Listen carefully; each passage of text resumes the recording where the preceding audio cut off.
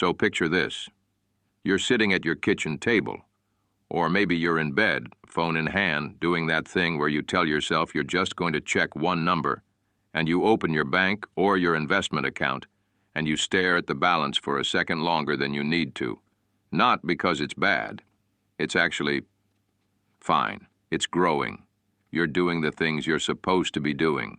Saving, investing, maybe even maxing out your 401k. But there's this quiet frustration underneath it all. Because at the pace you're going, you've done the math. You've punched it into a calculator at 2 in the morning. And $500,000 feels like it's sitting just far enough away that it almost doesn't feel real. And look, my name is Josh, and I spend probably an embarrassing amount of time thinking about money, about the psychology of wealth building, and about why some people seem to cross these financial milestones like they're stepping stones in a creek, while others feel like they're swimming upstream, doing everything right, but barely moving. I've talked to people who hit $500,000 in their early 30s. I've talked to people who were almost 50 and still felt stuck at the same number they were at 5 years before. And what I've found, what genuinely surprised me when I started pulling it apart, is that the difference almost never comes down to income. It almost never comes down to how smart someone is or how disciplined they are. It comes down to a handful of specific things that most people either don't know about or know about but haven't fully internalized yet. And that's what we're doing today. Because I think by the end of this, you're going to look at your own financial situation a little differently. Not because I'm going to give you some secret hack or a get-rich-quick thing. I'm not, and honestly, you should run from anyone who does. But because sometimes the right lens changes everything. Sometimes you just need someone to reframe the picture, and suddenly the path that felt impossibly long starts to look actually doable. Let's get into it. Here's something I think about a lot.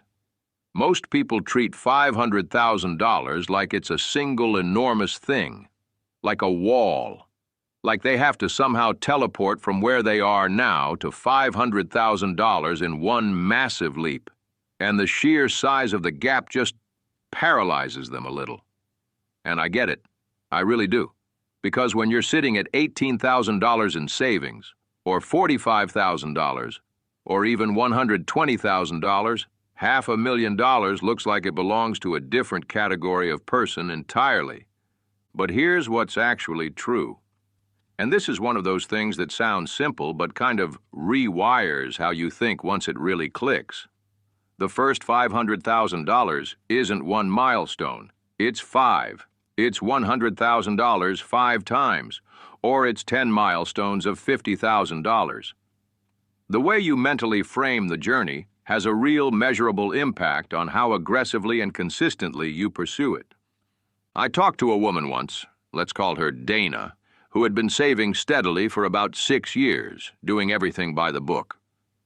And she said the thing that changed her trajectory wasn't a raise, wasn't a market run-up, wasn't anything external. It was when she stopped thinking about $500,000 as the goal and started treating $100,000 as the goal. She hit $100,000, celebrated it like it was the finish line, let herself feel it, and then immediately reset. New race. New finish line at $200,000. And psychologically, that shift was enormous. The smaller target made her feel like progress was happening, which made her more engaged, which made her more intentional, which made her move faster. The science behind this is actually pretty solid. There's a lot of research around what's called goal proximity. Basically, the closer we feel to a goal, the harder we work toward it.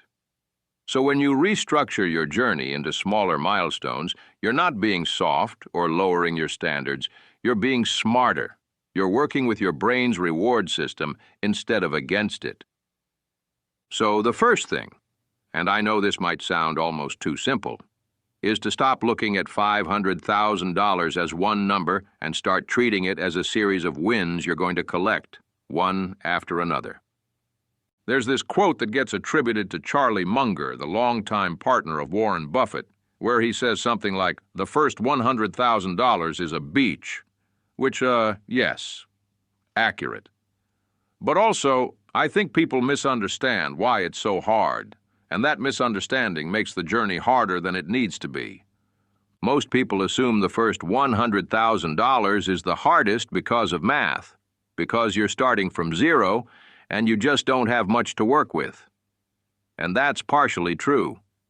But the deeper reason is that in the early stages of wealth building, you are almost entirely dependent on your own behavior. Your savings rate, your income, your spending decisions. These are doing basically all the heavy lifting. Compound interest at this stage is honestly kind of a bystander. It's there, it's doing its thing, but it's not really moving the needle yet in a way you can feel. Think about it this way. If you have $10,000 invested and the market returns 10% this year, you made $1,000. That's real money. But it's not life-changing. It's not going to make you feel like wealth is snowballing. Now fast forward. If you have $400,000 invested and the market returns 10%, you just made $40,000. That's a meaningful chunk of a salary for a lot of people. The math did that. You didn't have to do anything extra. This is why the first $100,000 is so psychologically grueling, because you haven't yet crossed the threshold where the money starts meaningfully working alongside you.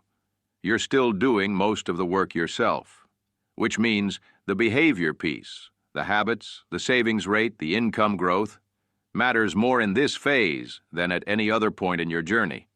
And here's what that means practically. The most powerful thing you can do during the early stages is not to obsess over investment returns.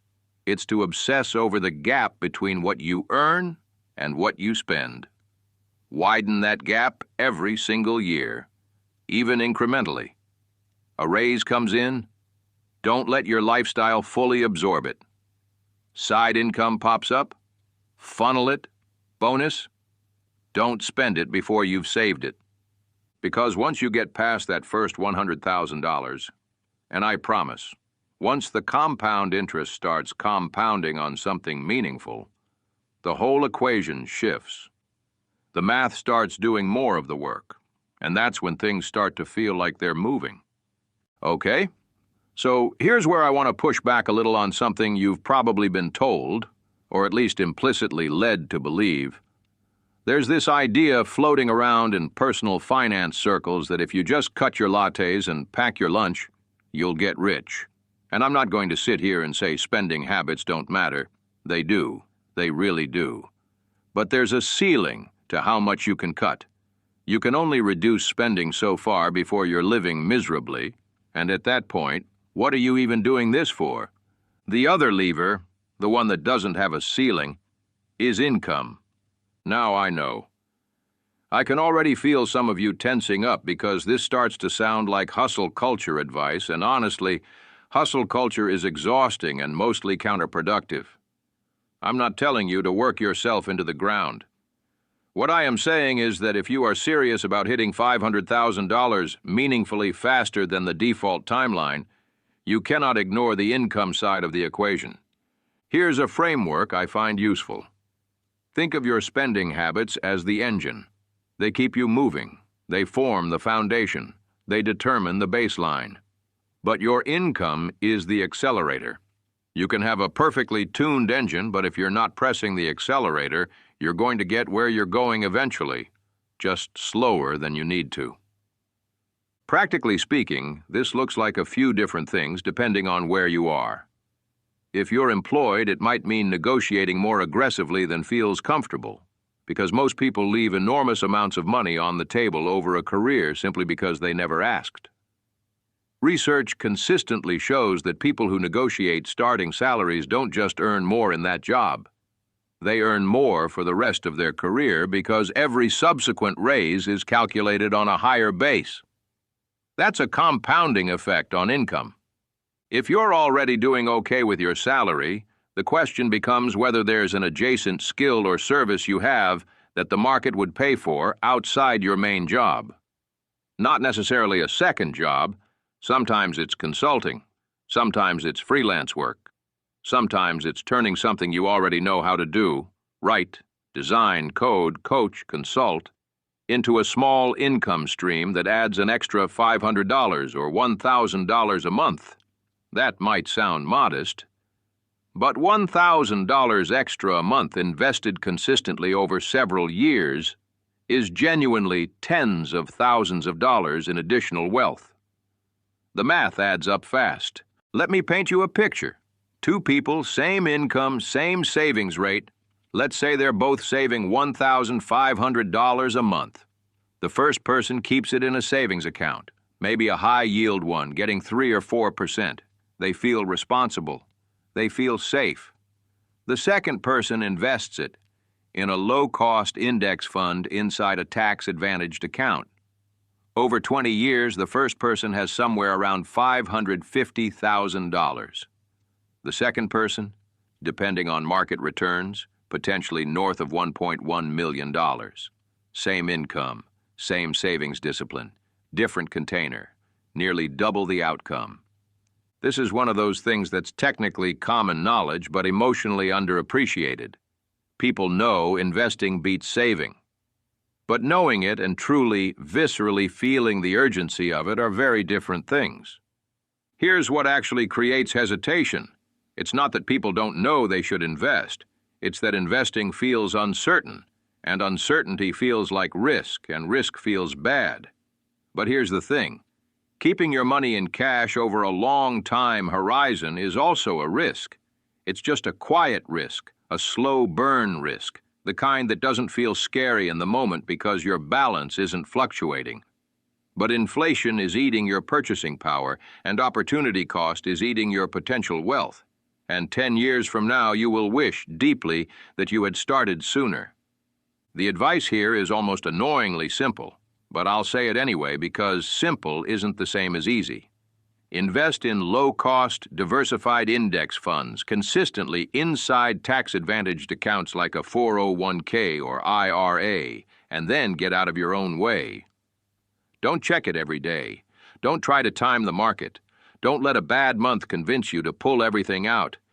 And if you haven't started yet, if this is the thing you keep meaning to do, the most important step isn't picking the perfect fund or timing the perfect moment. It's just starting today, with whatever amount feels manageable. Because the time you spend hesitating is the most expensive thing in this whole equation. This one is uncomfortable to talk about because it sounds almost like a criticism of enjoying your life. And it's not. But let me describe something that happens to so many people. It's basically a universal pattern. They start out young, scrappy, living on not much. They get a better job.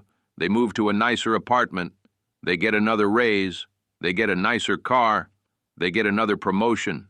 Now they're eating at better restaurants, taking nicer vacations, buying things they couldn't have imagined affording at 22.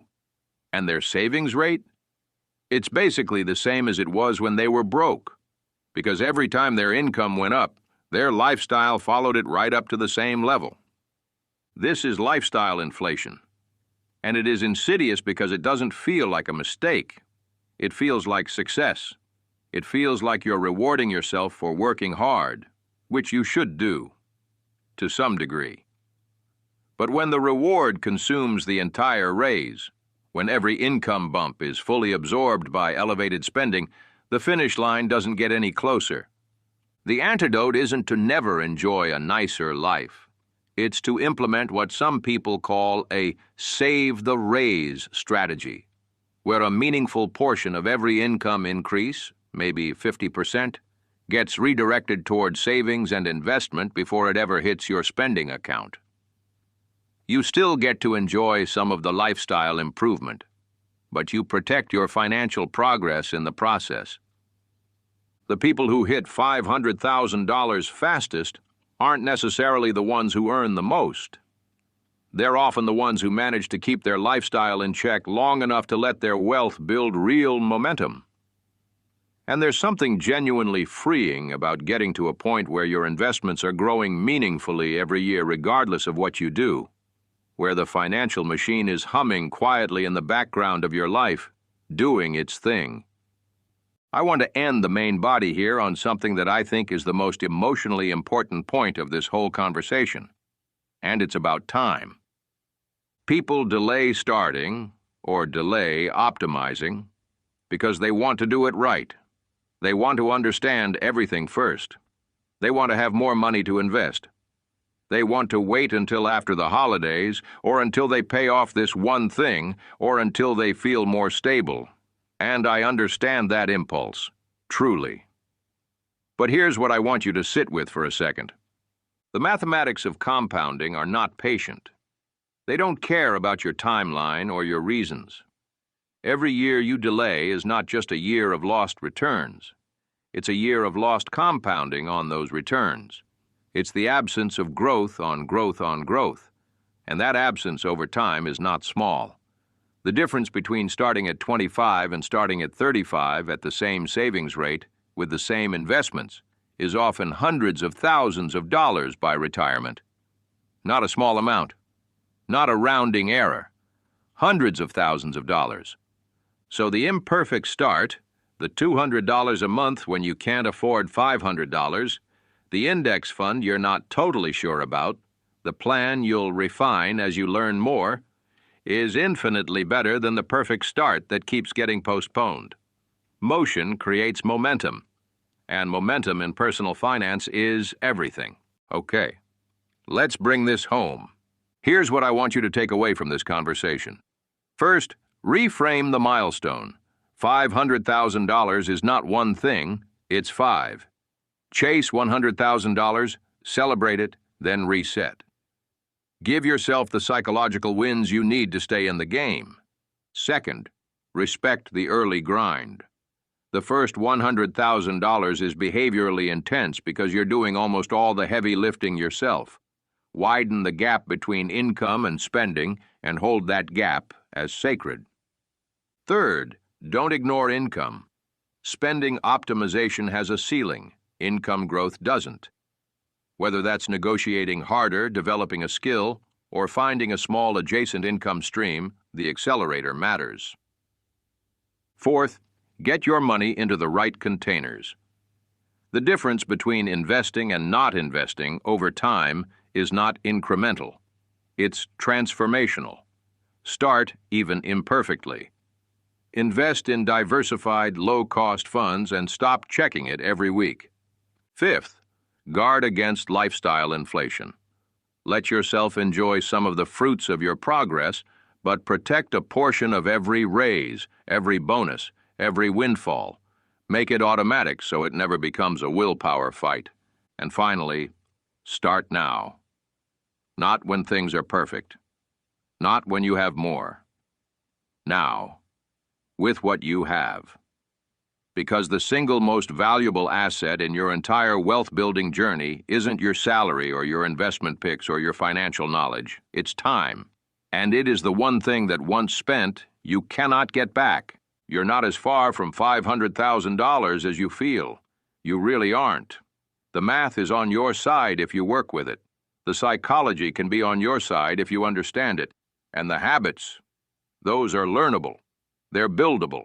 They're yours to develop, starting today. So go do the thing. Open the account, set the transfer, have the negotiation, make the move you've been sitting on. The version of you with $500,000 didn't get there by waiting for the perfect moment. They got there by starting, quietly, consistently, a little imperfectly, and not stopping. If you found this video valuable, subscribe to this channel. Comment your thoughts, like this video. That's it from me. Talk soon.